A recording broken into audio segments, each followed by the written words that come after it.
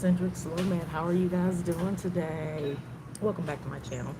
Alright, you guys, so this is kind of an impromptu video. I'm going to talk about, because I'm right in the middle of this, I'm going to talk about the cost of living, specifically around apartment hunting, finding an apartment in Thailand, and obviously each city is slightly different, but the concepts are the same. And is it really cheaper than the US? So right now I know the US is off the chain, so that's kind of a no-brainer. So I'm actually probably going to compare it to even places like India and Vietnam. You'll hear me mention as well. But I want to talk to you about these prices that y'all hear other YouTubers talk about. Hey, Marilyn, good morning or good evening your time. I think it is. It's probably what, 9:30 U.S. time or Central Standard Time. So, but I want to talk about, these prices that y'all hear or see other YouTubers mention quite often. Finding these $300 apartments and these high rises with swimming pools and state-of-the-art gyms and all of this stuff. Is that real? And I've done videos on this kind of thing before. Hey, Shauna, welcome back. I feel like I just ate some papaya. But y'all have papaya in my teeth. So I'm sorry, you guys. I can't put my mic on. I got to get a new mic because it was damaged at some point, and so my mic doesn't work. But I'm outside, and it's a little bit busy. I'm at the 7-Eleven. I stay right across the street this week. I stay over here in these. Oop, that's on me. My bad. I stay right over here in these apartments.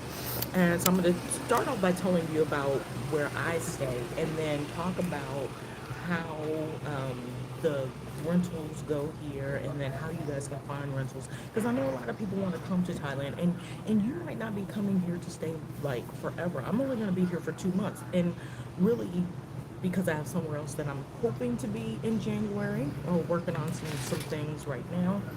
So I'm leaving. Otherwise, I would have probably just gone straight to Vietnam and stayed there for 6 months.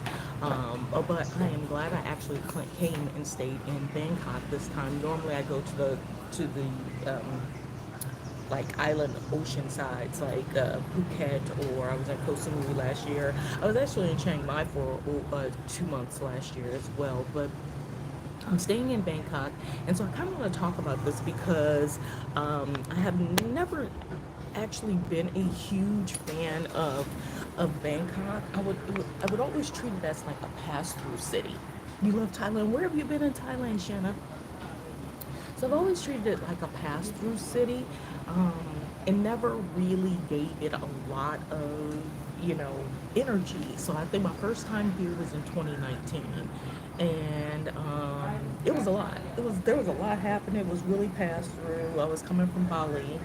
Um, and heading back to the U.S. This is before I moved cold turkey full time. And but this time I decided I want to stay put and sit for a sec. Oh, you were in Koh Samui. How did you like Koh Samui? Because I was there for 2 months last year too. I did a house sit.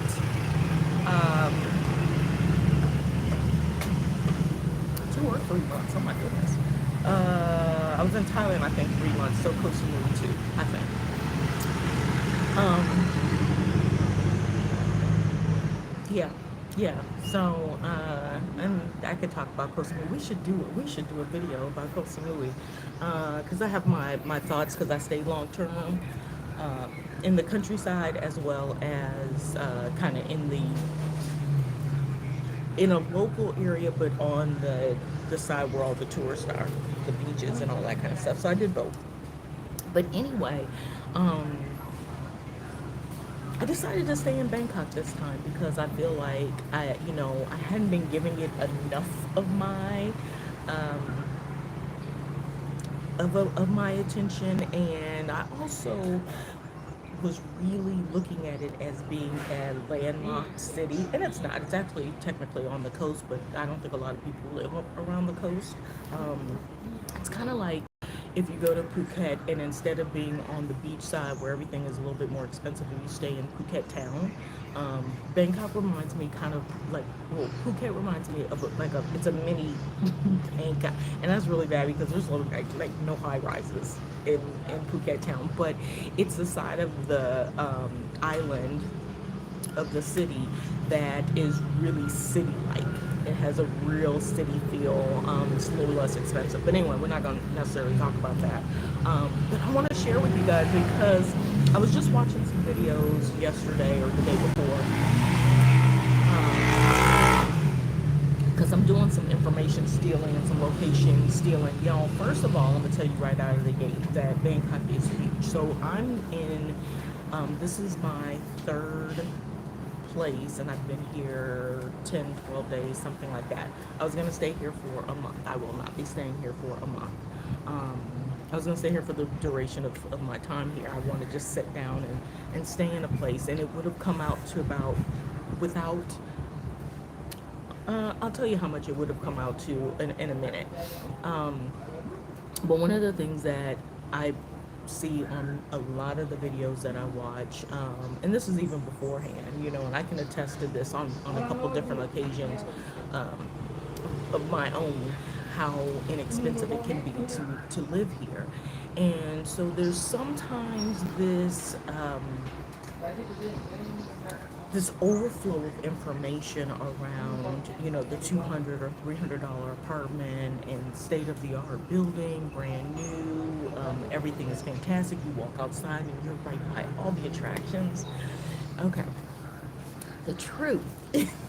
Let's get down to the nitty gritty truth. Um, and this is by no means to deter you or steer you from traveling or checking out different places, but this is just to provide you some information. So, yes, those places do exist. Obviously, if you are a person who is traveling for a week or two, or anybody for that matter, that could get a state of the art apartment and rent it for a week or 2 weeks or even a month, at that rate, everybody would be here. Okay, so let's start there. Everybody would be here. So there's caveats to getting those really, really, really low prices, right? Um, Kind of like anywhere in the world. But I'm going to tell you a few things that you should know about those low prices, how to get those low prices, and what's so different about finding housing in different countries. And we'll just talk about Thailand this time versus getting an apartment or something in the U.S. and the differences in whether or not it's easier, better, stress-free, because a lot of what we're talking about too is how do you do these things, how do you live this type of life, and continue on the journey of finding ease, finding your purpose, being less stressed, right? You don't want to come into a new situation that's foreign to you. And as you see, I'm sitting outside. I was just normally my little cafe to come to. It's right across the street. It's called Way Coffee. I don't know if y'all can see the name, but they're really nice people. Come in and get my 45 baht coffee, which comes to like $1.32, $1.40 for freshly made coffee, not packaged coffee. But as you can see, it's very friendly, very casual. Everybody's pretty chill and that kind of thing. But so you want to have this, typically when you're leaving or going and relocating or just even going on vacation, you want it to be a nice experience. You want to be comfortable. You want to, for it to be as easy as possible, because you're going to hit those pockets where things are going to be a little bit more difficult, especially if you are truly relocating to a place. There's things that you're going to have to deal with that are, number one, either just different from what you're used to. The processes are different. You're going to find that even in places where things are more easy, the political parts or the bureaucracy around getting things done is stressful, because, and I'll do a video on this too, you have to consider if you're moving to a place, you got to do the number one thing, and that is start working on changing your mindset. You're not moving to another place to make it like the U.S. You're moving to another place to get away from the U.S. Right? Typically. Let me know if I'm on track with that, you guys. Because why leave? I mean, I know a lot of people leave because of the cost and stuff like that, and there's some great things in the U.S., but you have to understand that it's not like um, you want to move to another city and you want, your favorite pizza chain to go from, you want Giordano's from Chicago to be in Texas. It doesn't always work that way. Um, when you're traveling abroad, so like, why would you go to a place like Thailand? You can go to Mexico and get US. Why would you go to Thailand or some other country that's especially farther away and expect to have the same kind of lifestyle and or bureaucracy and things like that as you have in the States? So prepare yourself. That's the number one thing. Start to prepare yourself for things to be different. You don't necessarily know it's going to be different, but prepare yourself for things to be different. Okay, so now let's talk about these costs. So yes, you can get these costs. These are some of the caveats that you're going to run into. Is number one, you're not going to get that normally that $15 rate, $10 a night. Actually, for it to be 300, it's like $9 to $10 a night. So 9 or 10 times 30 is how you get that 270, 280, 290 price. You should go abroad to embrace it. Absolutely. We should not be going abroad to teach nobody nothing except English. That's the only thing we should be taking with us, because they love practicing English, and so many people speak English. But let me tell you, I bow so much. It all comes back to you too, right? So, just so you guys are aware, kind of the way that it works. I kind of got off track. I'm sorry. So it's talking about the cost and whether or not you can walk in and immediately get this $10 a month. If you're staying in a hostel, yes, you could easily find $9, $10 hostels. But most of them, you don't necessarily want to stay at hostels, y'all. And I'm waiting for them to come out with mature age hostels. I don't mind staying in young hostels. I've met a lot of people at hostels and or co-living spaces, which tend to always have older 20 to 30-year-old people, which is fine, but it's also nice to be in spaces where I meet people that are in closer to my age demographic, have something to share, and that kind of thing. So yes, you can find it in hostels, but a lot of times you're looking for an upscale hotel, so you can get to a place, take some time, look around, see if you like the area, and then if you like some of the apartments that you're finding. How do you find the apartments? So these are all things that we can talk about. So on the short note, because I literally was about to take this into this long drawn out, but I'm not going. I'm going to try to keep this narrowly focused about what it costs and how you can get that cost, and then we'll talk about, maybe I'll add some links in the description on where you can find apartments and things like that. So a couple things. A lot of times people come here, say, get a hotel room, and you can find inexpensive hotel rooms, 20, 30, 40, 50 on up. $30 a night seems really cheap until you end up staying there for a month, and then it's $900 for a hotel room, and that's okay if, you're so kind. She brought me water. It's a cleanser. So that's the thing, y'all. When you get your coffee, they bring you water. It's hot water. So at first I thought they were bringing me water for tea, like they just gave me water. Because this didn't happen like that. This is like new this year.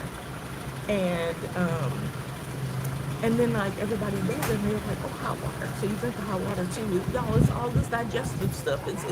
They are a gut friendly country. Very gut friendly. Okay, all right, so yeah, there's so much to this process of getting an apartment. So a lot of times we'll come here, and I've stayed in 3 different locations trying to scope out where I want to be.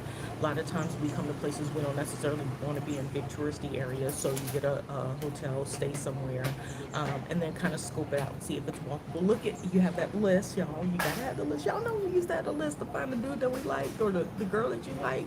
I don't know if dudes do this, but girls did this. We had our list, right?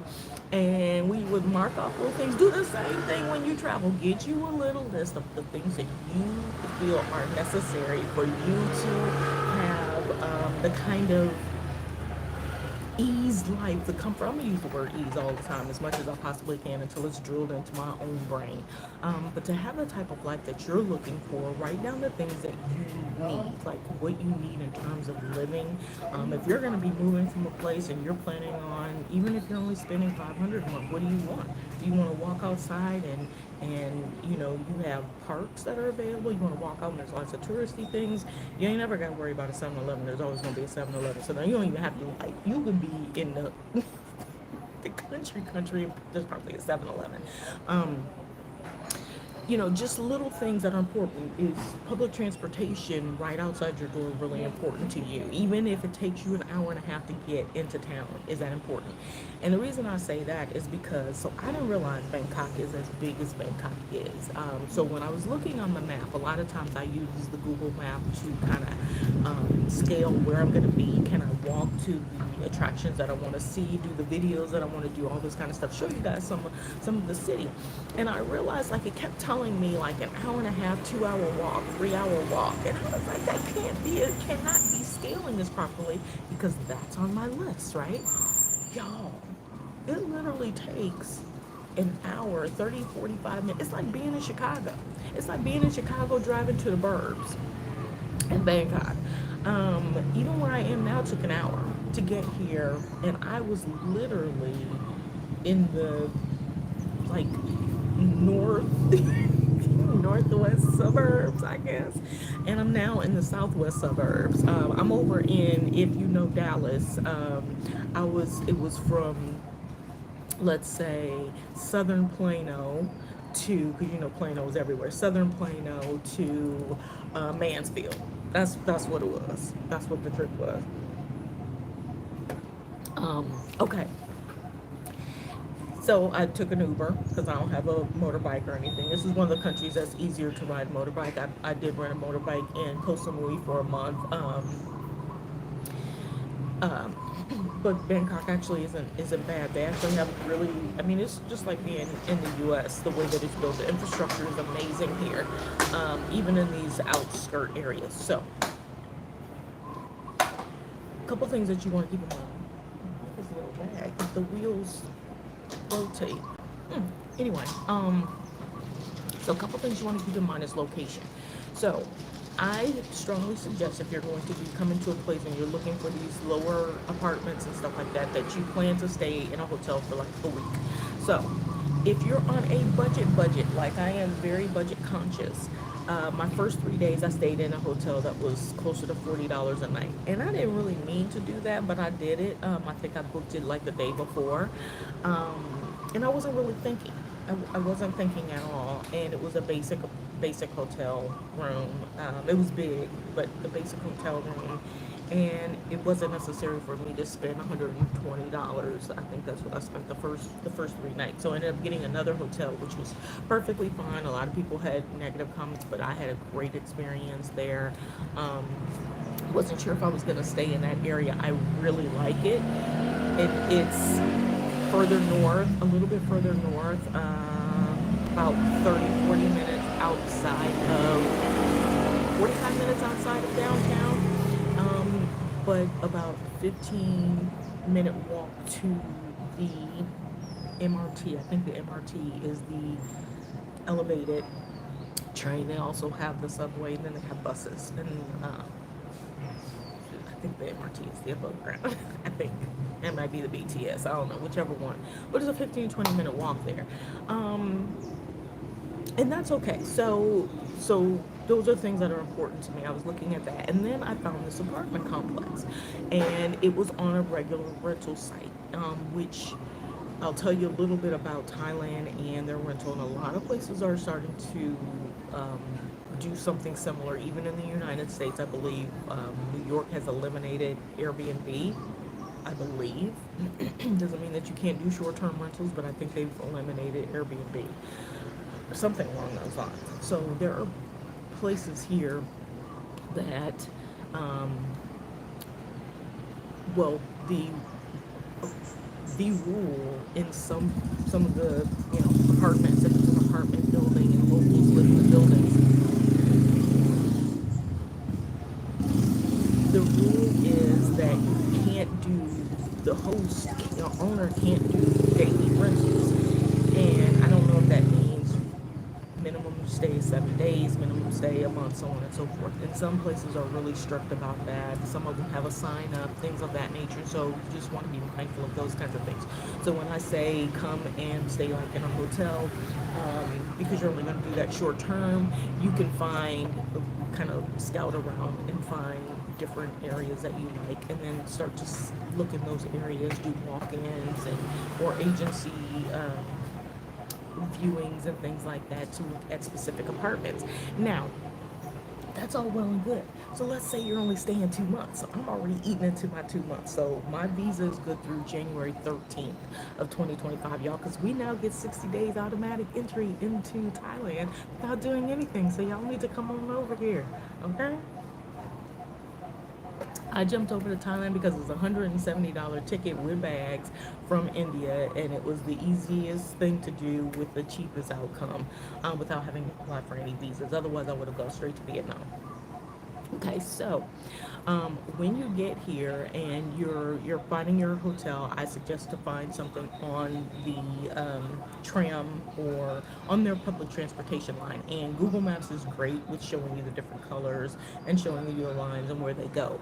I suggest that because then you're a little bit more, you can be a little bit more mobile and figure things out a lot easier. And a lot of times you get a more authentic, not all, a lot of times, all the time, you get a more authentic feel if you're going to be in a place longer term, 2 months. And this could turn out really well, and it ends up being something I decided to do for a year. Side note tidbit: if you're over 50, Thailand has a 50-year-old plus retirement visa, and you get a visa for a year. And I don't know how all of it works. It's a non-working visa, but they do offer it. So that's one of the things I've considered as well. Okay, anyway, we'll talk about visas another time. I probably already have a video on visas. So, but it's always nice to reiterate some of these things. So, staying in a location that when you first start that is a little bit more central is a suggestion. So usually what you'll find is $30 a night apartment hotels, $40 a night hotels, things like that. So just kind of pace it, figure out what works for you, and start looking at walkability, access. There's no big mall out here. There's you got to go a little bit further in. I think it's probably maybe like a 20-minute ride to get to the malls and stuff if that's your thing. But there's literally, Asia is one of those places that there's big malls everywhere, and it's crazy how big, how massive, and how beautiful these malls are, like everywhere. And they're always full of people. So there's no shortage of malls and things like that. So again, go to your list and look and see what's important to you. Now, most people, I got a little.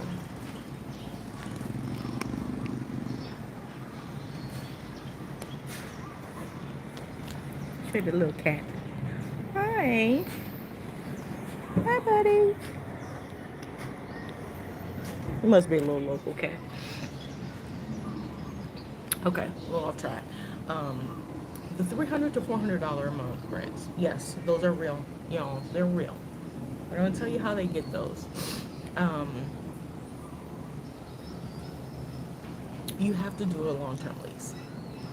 A lot of people they don't really say that in the videos. I think I've just watched like literally 6 in the last 2 days, maybe even more with than that, three different YouTubers, and they talk about, you know, the agencies, they talk about the platforms that they've used, they talk about, you know, all of the stuff that, you know, you become very familiarized with, and aware of the processes and how to do it, and you know, when you're booking an apartment and you're signing an agreement, usually they want a couple months rent plus your first months, which usually means that you're paying about 3 months,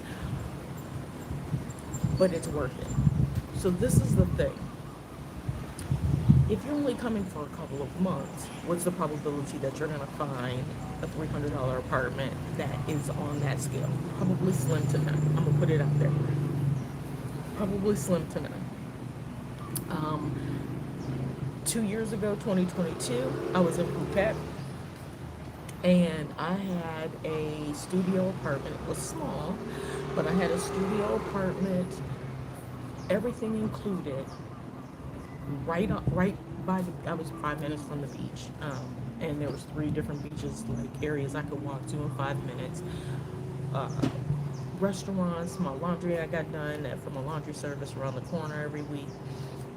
Beautiful, beautiful building.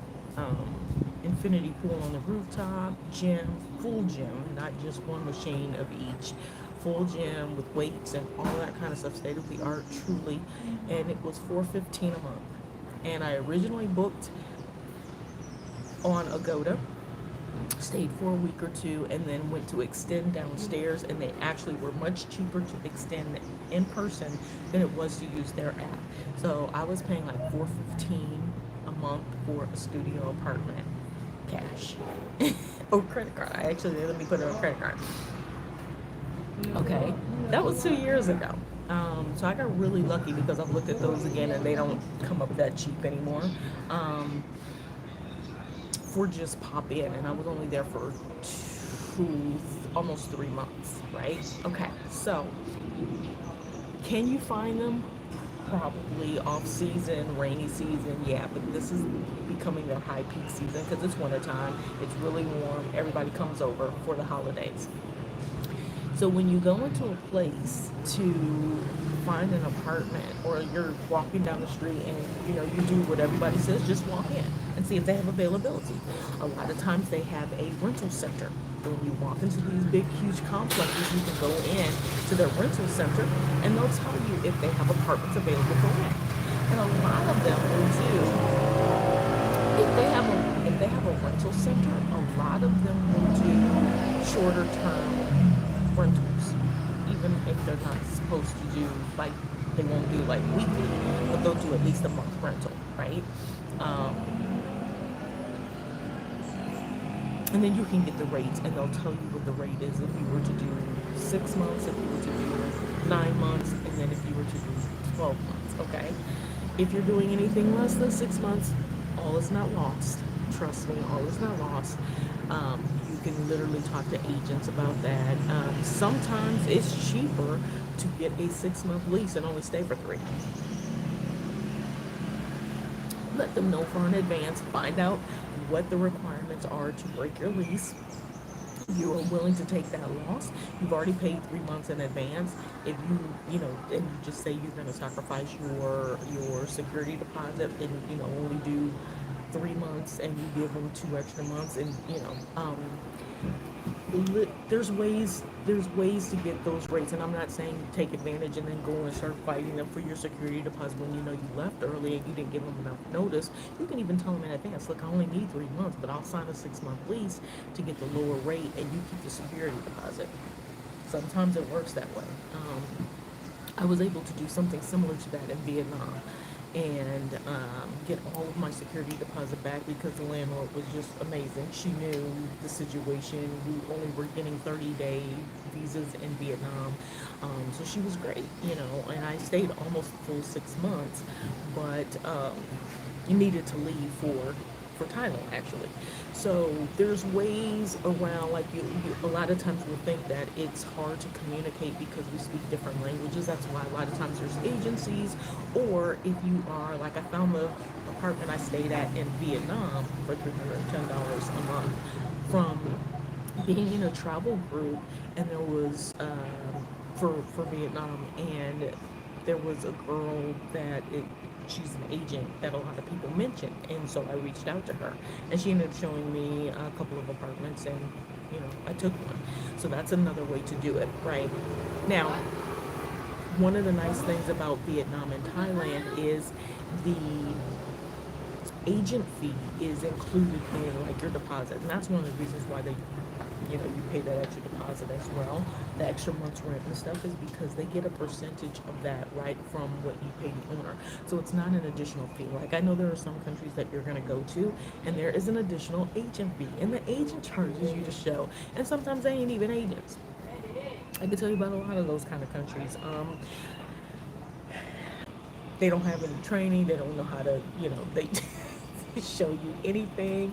So you have to be aware of those kinds of things. So can you get that price? Yes. Can you get that price if you're staying for 1 month? Unlikely.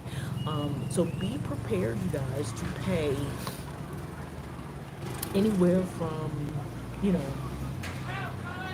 I would say 10 to 25% more minimum for a month-to-month lease or short-term stay, right? Just be prepared to pay more. So like if you see something that is 9,000 baht, it's like $275, $300, be prepared to pay probably 450 to 500 to do a short-term lease. I'm sorry, yeah, to do a short-term lease, right? And like I said, you can ask that right in the beginning. So this is the bonus. Even paying 15 to 25% more for a place that is 300 a month is probably going to be cheaper than what you pay where you are. Possible.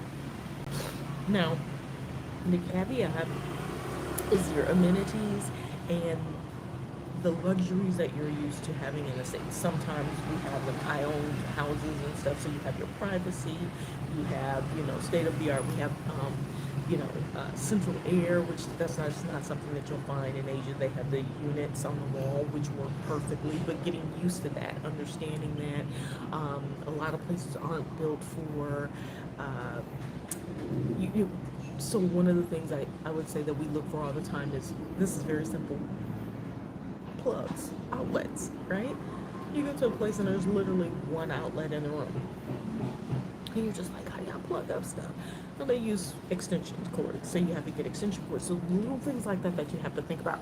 I'm actually in an apartment and didn't know what I was gonna have because I just booked it on Agoda or Booking.com. Oh my gosh, my sinus had just literally kicked in on my nose itching. Sorry, y'all. And luckily, I'm in an apartment that is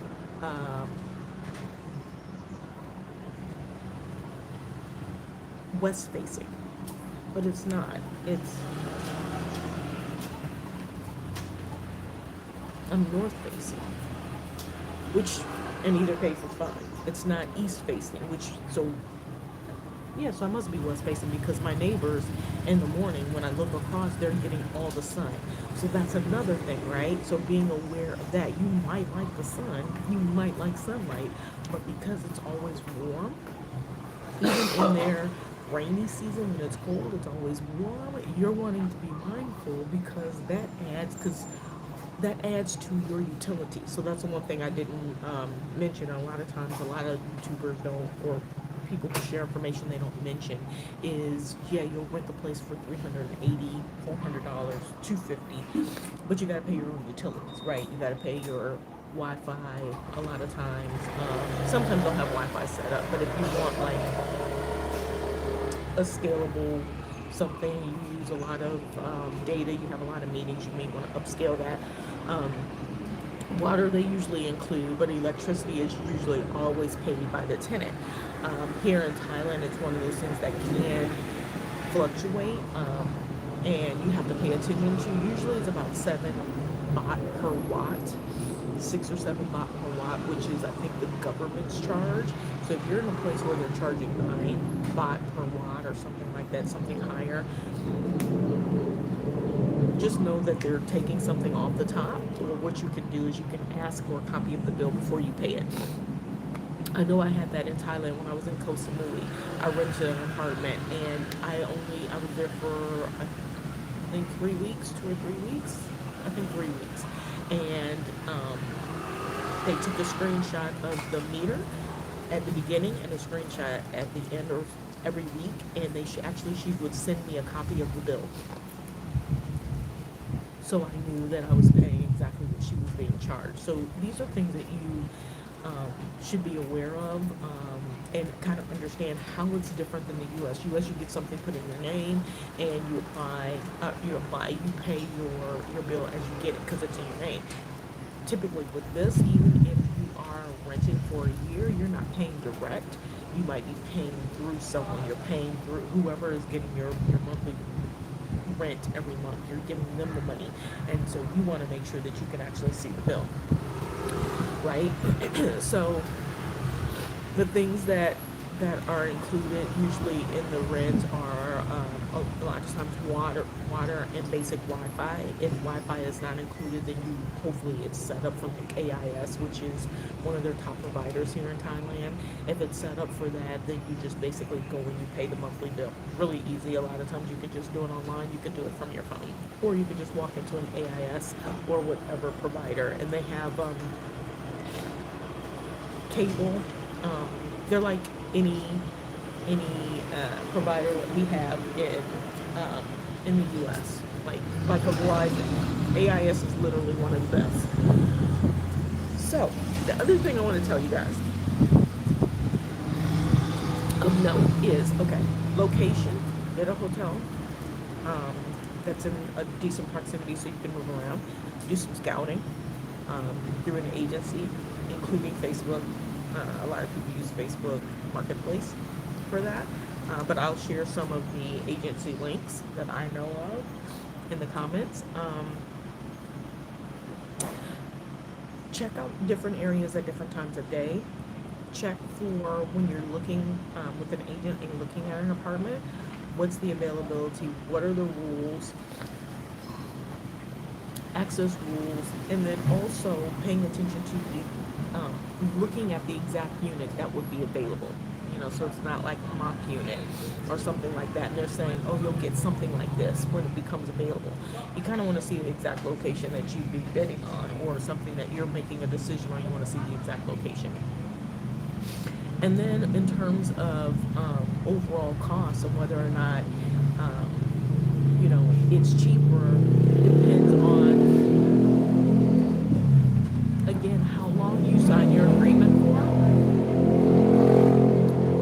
If you're willing to take a loss, so you guys got to do that. You got to do that quick or that long math. So when I say go and check and see if doing a 6-month lease is cheaper than a 3-month lease, and just losing the last 2 months or whatever you paid in advance. If it's cheaper to do it that way and just say it in the beginning, that way you don't get a bad mark and you can rent again, because they talk. One of the things they do is they got community. They be talking. So you come back and you try to find a place, you've ruined a relationship, you've ruined the relationship you have with the agent if you didn't tell them in advance, because they're usually really good with working with you, especially if they know that you only get a 2 or 3 month visa anyway. They know that you can stay. If you're not a person that's coming over for a job, like a lot of people come over here to teach English and stuff like that, so they have a year contract.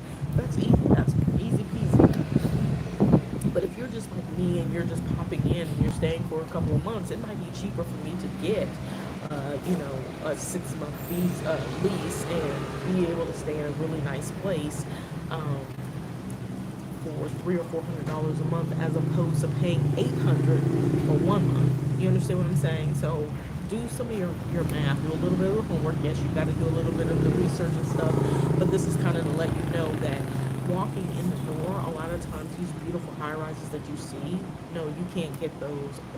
9 times out of 10, you cannot get those for that price with a short-term lease. That's the real deal.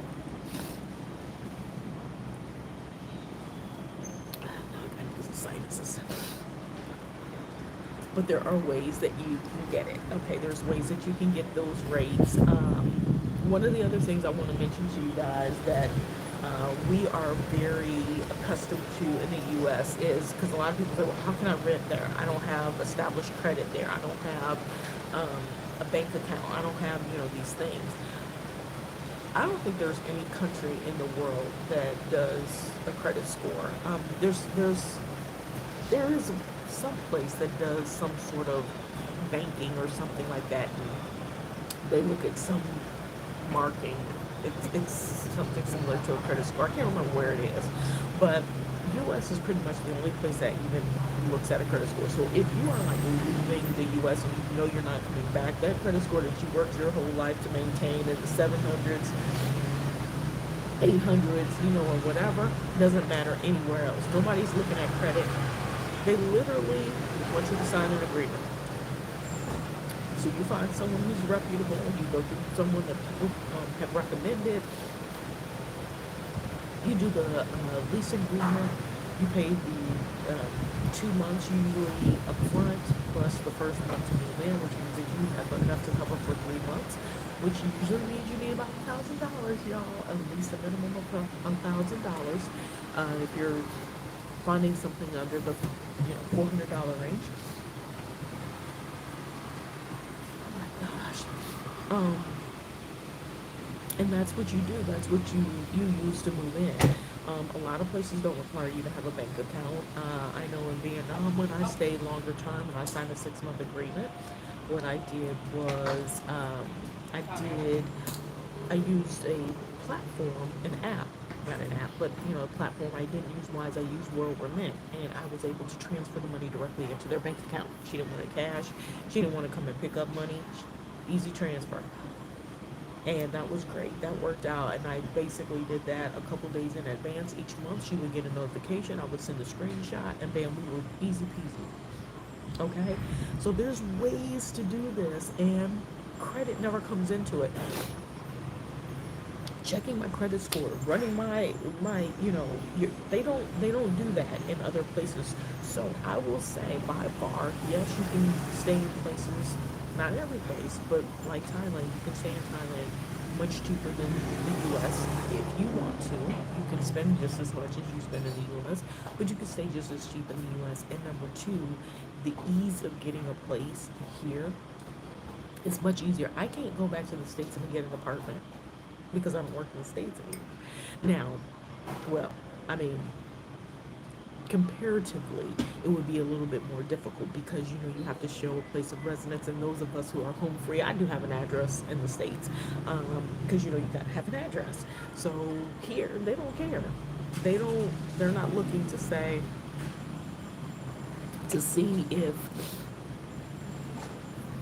what your previous rental history is or anything like that. They're not looking at that kind of information. They don't have a database that pulls up a number that you came in of it could be your passport number. They don't pull up your passport number and decide, oh, okay, this person's got some demerit marks on their passport. It doesn't work that way. So in terms of going to other countries and renting long term, compared to being able to do it in the U.S., it's much easier in other countries, okay? So yes, it can be done. Yes, you can get low rates, but just be mindful that the rate that you're seeing that everybody is talking about, everybody, who doesn't want to be able to,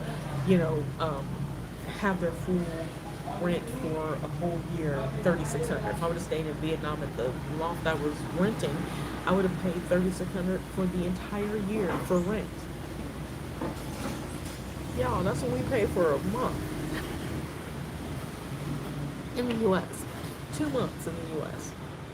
And I'm talking about with everything included. I'm talking about utilities. I'm talking about Wi-Fi. I'm talking about cable. All of this is included, okay? So yes, it is much cheaper in Thailand. Even if you are,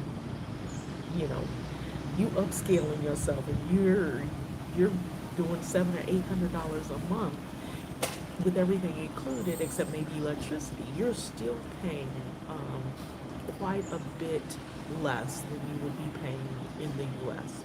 Okay, and I know somebody's going to come and say, no, in the U.S. my apartment is such and such because they can't raise the cost. And There are some instances where, yeah, we might be lucky, but in general, right now, the cost of living in the U.S. is extremely high, and a lot of people are feeling the heat and the pain of that high rent. So why not jump on a plane and go visit somewhere else and get to experience a different culture, a different way of life, learn something new, and also see how other people do it. Does it make it right? Does it make it wrong? You know, they're doing it wrong. They should do it like this. No, this works, y'all, because this means that we can experience different things without that level of a credit bureaucracy that only we know, right? This whole buying things on credit, or, you know, we don't save any money, we put it on credit. Whereas in other countries, they save money and they buy things outright, right? So I think that's kind of where we're headed in the US. So you'll be 20 steps ahead practicing it in another country. So just remember those key things, you guys. Can you get the cheap housing that you see advertised by many different YouTubers and TikTokers and different things like that? Absolutely. Um, it's usually going to come with signing a long-term agreement, or paying more down in the beginning. Maybe you pay 3 months in advance to get a 3-month lease. It may take some negotiating to get that. Um, but if you're walking in off the street and you want to stay for a week and you want the best apartment in some building, if you ain't got no clout, yeah, no, they're probably not gonna give it to you for $15 a night. $10 a night. I'm just gonna keep it real, y'all. It's probably going to be listed at $50 a night, something like that. Okay, so just keeping that in mind. So when a lot of people get discouraged and they're like, I've been looking and I can't find anything for that rate. When I'm looking, to stay for 2 or 3 weeks, everything is $50, $60, $70. That's why, because you're not going to get that rate for short-term rental. So I just want to fill in some of those gaps. So you guys, we'll take a quick switch and just tell you about the 3 places that I've stayed in so far, because I've just done hotels to this point, because I literally was going to do like a studio style hotel, which is what I'll probably be moving to this Saturday. So the 3 places that I stayed in, I first came in and I stayed in a place, an area called Bangna, which I think is kind of winning over everything else because it's not as far. It's really close. It butts up against Sukhumvit, which is where everybody goes, the south part of Sukhumvit, and then it also butts up to a place called On Nut. Y'all, I gotta do like a whole video of some of the city names here in Thailand. Bangkok. Okay. Anyway, if you say these things for a minute and think about some of these names, it blows your mind. So anyway, Bang Na or Bang Na, whatever, is the first area I stayed in. And it seems to be, just a little tip, it's on the east side of the city, east side of the river, and it's closer to the Sukhumvit Green Line. That area seems to be very reasonable in price, and just finding a hotel, finding apartment studios and stuff in a decent price range without signing a long-term agreement. Tip number 1. Second place area I stayed in was Cassatt. It's close to the Cassatt University area and all of that. And there's I can't think of it, the name of the city right next to it. But anyway, it's north. It's north of the yellow and the blue line. The yellow line comes across, and it is east of the green line. Okay. I like that area right outside of my unit. There was tons of apartment buildings. It was very walkable because I ended up kind of walking around on accident, just scouring the area and checking out the food stalls and different things like that. Public transportation is pretty easy from there, with buses and such, and They also have rideshare here, which I'll talk about in a minute. And then this last area that I'm in right now is the furthest, and it's probably the furthest I would ever go. I am in South Thornbury. Excuse me, you guys. And or at Sathorn, Thornbury, I guess. So I'm southwest of the city, and like I said, it took me an hour to get here. Um, I feel like this area, it's really nice if you're truly just living. You're not doing any scouting. You don't need to get into town. You don't need to. I mean, there's right up the street. There's a really nice grocery. I'm at a 7-Eleven right here. Um, Coffee shop, but in terms of just walking out and having a plethora of options and amenities, it's not really like that over here. This area, interestingly enough, if y'all been to Nairobi and you've been to this southwest side of Nairobi, over in there's a kind of a slumish area, and behind that they built like all these high rises. It literally reminds me of that area, but it's not doesn't have any slums. It's just not as developed this far out. So tons of these older buildings. These buildings have been here probably 15 plus years. Um, so they're on the older side, but the pools and stuff are beautiful and all of that. But the buildings are much older, so they've been here for a while. But there isn't a whole lot of development, but you can jump on the bus line right on the corner, 2-minute walk to the corner, and then from there you can take that in town. You can jump on, I believe, the MRT. I think it's MRT, whichever one of the train lines comes through as well, and you can jump on that. But it takes you about an hour. It's like an hour plus to get in town. So think about those kinds of things. And these are, and so I wanted to check out the area. It's very local. I've seen a couple expat kind of people walking around or on mopeds and things like that in the area. So if you want a space where there's very little touristy interaction, go to the outskirts of the cities. You're also going to find better pricing in the outskirts of the city, and typically the amenities that you're looking for in the high rises you'll find in the apartment complexes on the outskirts of the city for the same prices. Okay, but that's one of the things that you're going to give up is you're going to give up location. You're going to give up access. So being a little bit closer, especially if you're wanting to explore, and I want nice parks. I want to be able to walk up and down. And one of the things I would say about this area is each one of these complexes, and this is pertinent to being able to walk around, each one of these complexes is like separated by a canal. So there's a big wall, and I didn't realize this until I'm trying to walk around, just get exercise.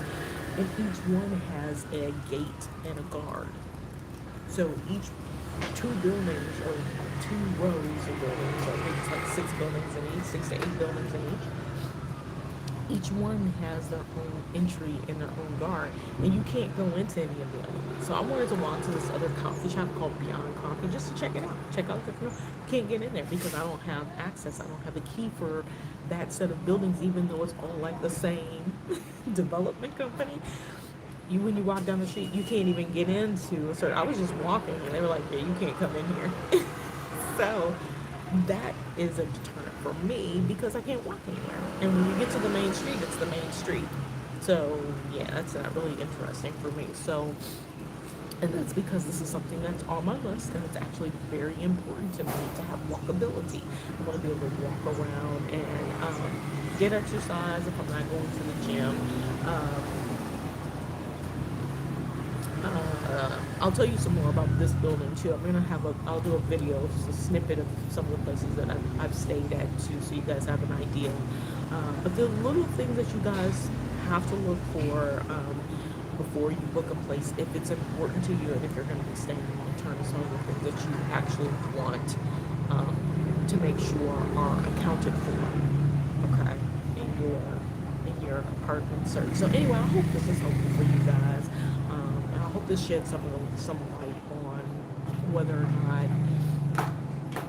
these housing rates are really feasible whether they exist or not, and whether or not they're attainable to everyday people like myself, you, and you all as well, if you come to a country like this. So yes, you can get them.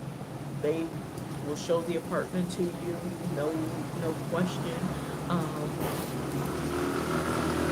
you'll fit in perfectly. I know that's another thing that we have a question about. Being melanated hue is whether or not we're accepted in other places. Thailand is one of those places where I swear it's like they don't blink twice. They don't think twice about us being here any different than anybody else. And it's so high and super nice. You know, you guys, we could do an etiquette video another day just talking about the kindness and politeness of just Asia in general. I find this just in most Asian countries. Um, Even the ones where people say, be careful, be mindful, listen, if you're respectful to people, most of the time you won't have any other issue. Not all the time, but most of the time. Another thing I want to share with you guys is, I don't know if y'all can see it here, but there's a laundry center right there. That's a nice laundry center. I do have a washing machine in my apartment, but they got washers and dryers right here, and usually they're $3 to $4. The last place I stayed at, there literally were 3 or 4 laundromats right across the street. All state of the art, open 24 hours a day. I mean, amazing. And then these are food trucks. Before I go, food trucks, food carts. So these are always here. Sorry about that, you guys. These are always here, and they set up in the middle of the day, or in the middle of the morning, and they are ready to rock and roll. Oh, hold on, I just saw a question. Where did the question go?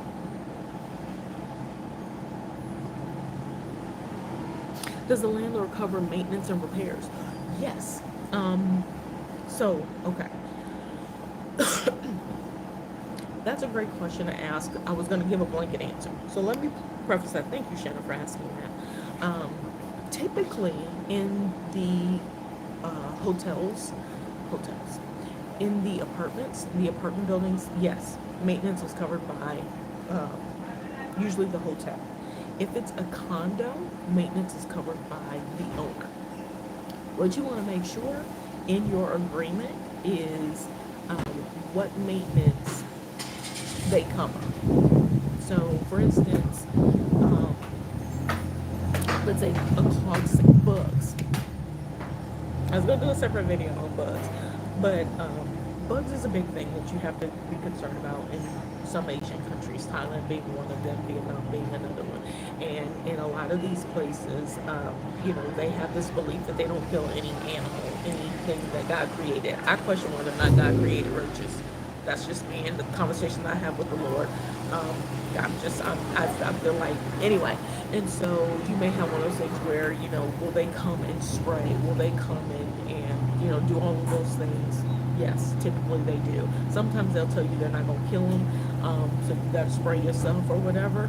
Just know that in advance, because if you're a person who's terrified and you don't do that, you need to know. In terms of sinks and, something breaking or AC not working, yes, you usually will be able to either call, they usually have like the superintendent of the building, or the owner has a particular handyman that they use. That is one of the things actually that's good to know and having your lease. So my lease when I was in Vietnam, because when I was in Thailand, I did long term, and they would come by, and it was a service apartment, so they did cleaning like every couple of days if they wanted it. I did all my own room, all that kind of stuff. I don't need people in my place every day or every week. I only come in there once a week. That's one of the reasons why I kind of like Airbnb.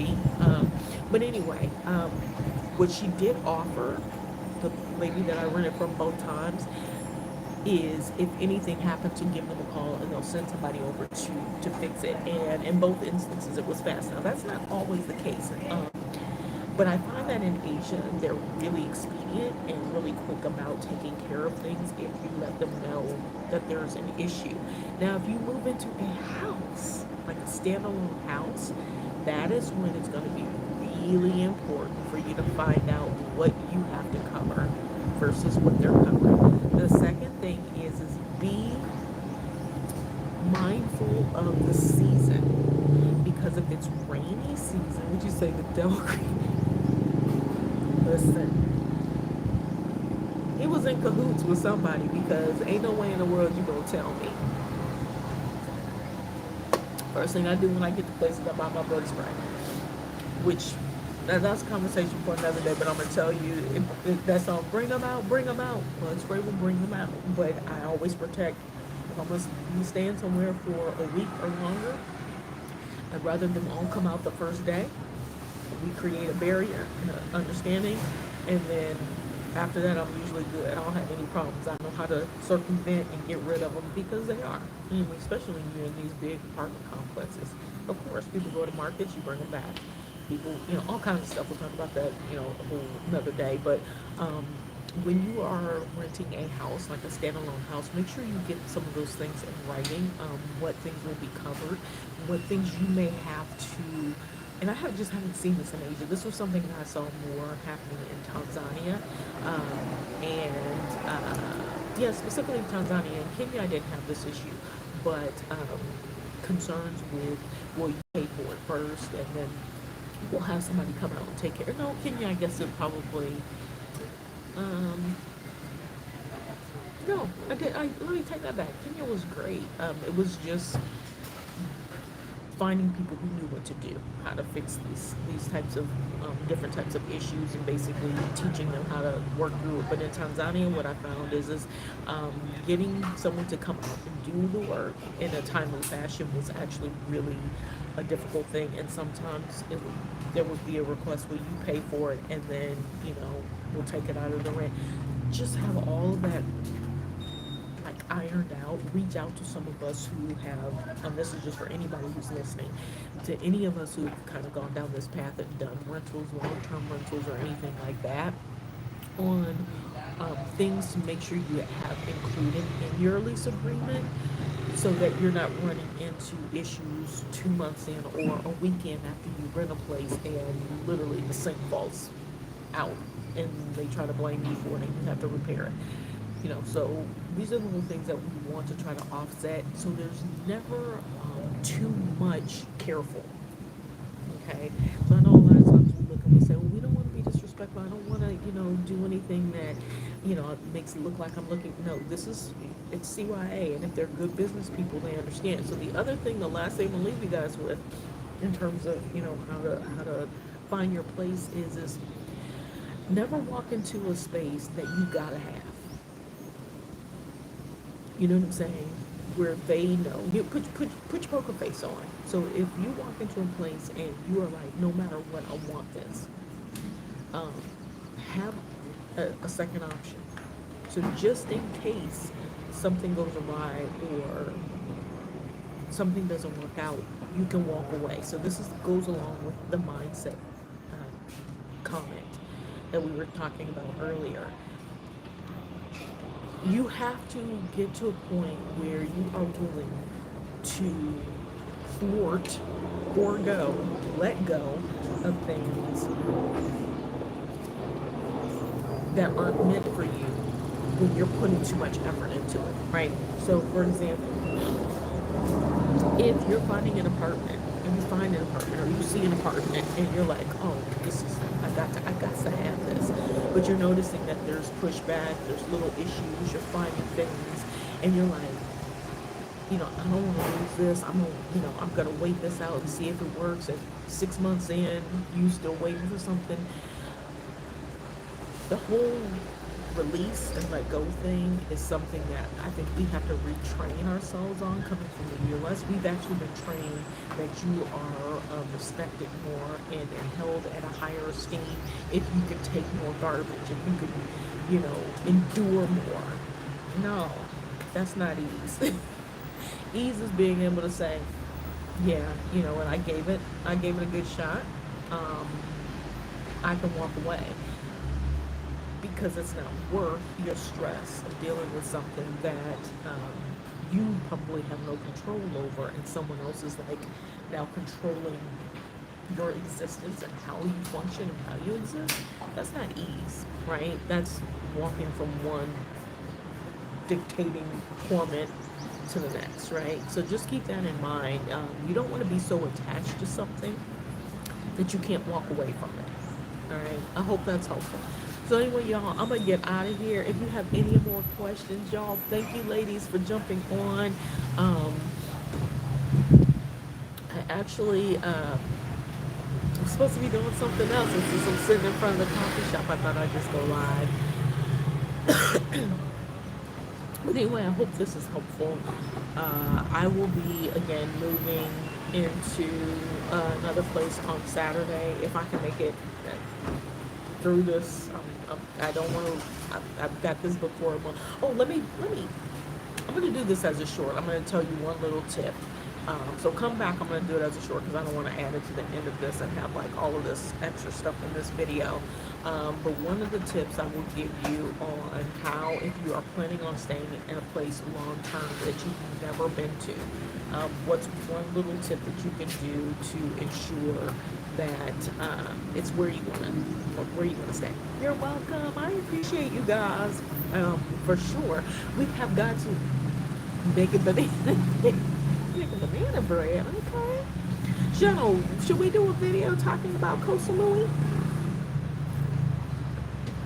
Let me know. I'll put my email. Marilyn, did you ever email me? I know you were talking about your daughter.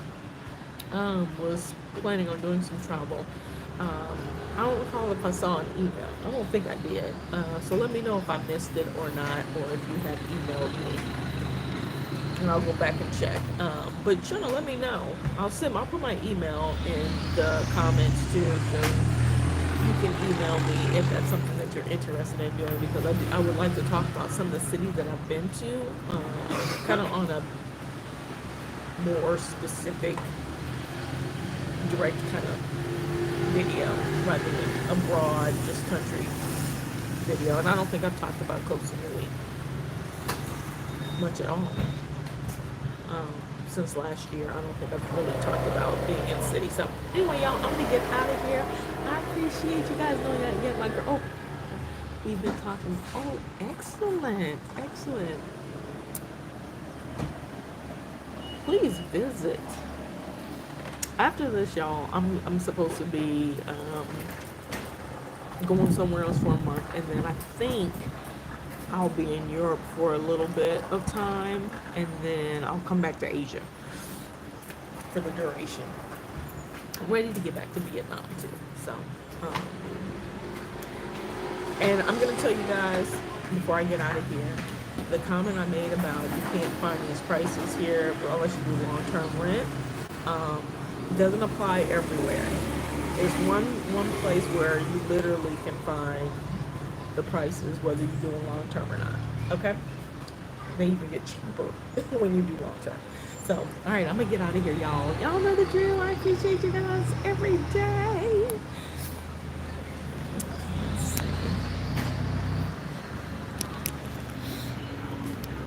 My last little scan of the city, or where the area that I'm in. Very secure, y'all. Security guards know me. We just do this. Universal head now. All right, y'all. I'm out of here. Y'all know the drill. To listen to those. Peace and hair grease.